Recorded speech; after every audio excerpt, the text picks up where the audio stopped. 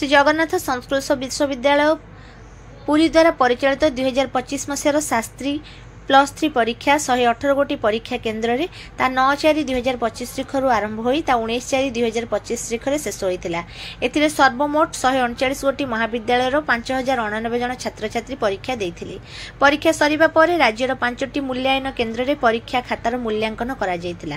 एही परीक्षा रे सर्वमोट 4162 छात्र छात्री पास करिसंती। सेथि मध्यरु छात्री मानक संख्या 2297 थिबा बेले छात्र मानक संख्या 1858 रही अछि। मोट पास हार शतकड़ा 81.78% रही अछि। तन्मध्यरु छात्री मानक पास हार 86.19 थिबा बेले छात्र मानकर पास हार 76.93 रही अछि। एथिरे विशेष योग्यता सह प्रथम श्रेणी रे 2148, केवल प्रथम श्रेणी रे 475, विशेष योग्यता सह द्वितीय श्रेणी रे 617, केवल द्वितीय श्रेणी रे 866 और बिना सम्मान रे 56 जन छात्र छात्री उत्तीर्ण होइचंती। एही परीक्षा रे 902 जन परीक्षार्थी परीक्षा रे अकृतकार्य होइचंती। अनिवार्य कारणवशतः 3 जन परीक्षार्थींकर परीक्षाफल स्थगित रखा जाई अछि और 22 जन परीक्षार्थींकर परीक्षाफल असाधु उपाय अवलंबन करिथिबारु रद्द करा जायछि।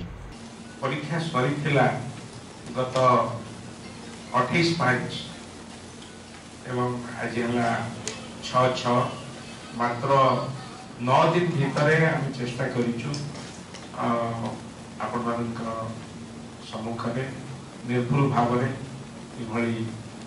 +3 शास्त्री परीक्षा फल प्रकाश पाऊ ता संभव होती मोर सहयोगी बंधु जो मैंने अच्छा एवं जो सेंटर गुड़िक होता तार समाजनीय अध्यापक बंधु मान समयोचित मूल्यांकन जो एवं आपण मानकर शुभेच्छा एवं सदिच्छा जो संभव होती एवं 118 गोटी केन्द्र में आम परीक्षा आरंभ करूँ 9/4/2025 तारिख ठार आरंभ होता एवं सरी 28/5/2025 तारिख में सर्वमोट 139 गोटी महाविद्यालय में 5089 जन छात्र छात्री परीक्षा देते।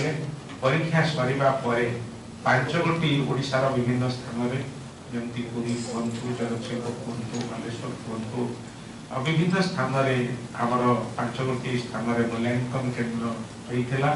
मु व्यक्तिगत भाव में बालेश्वर जाइए पुरी जाइए मूल्यांकन केन्द्र गुड़ी तदारख करने एवं यही परीक्षा में मोट 4162 जन छात्र छात्री पास करिसंती एवं छात्री मान संख्या होउची 2297।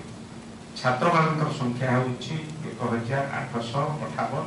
मोट पास हार शतकड़ा 81.78 रही। तन्मध्यरु छात्री मान पास हार होउची 86.19 एवं छात्र मान पास हार होउची 76.93। एथिरे विशेष योग्यता सह प्रथम श्रेणी रे विशेष योग्यता कहला अर्थ आमर जो माने प्रथम श्रेणी रे डिस्टिंक्शन सहित उत्तीर्ण होइछंती सेमानकर संख्या हला 2148 एवं केवल प्रथम श्रेणी रे पास करिथिबा छात्र छात्री मानकर संख्या हला 475।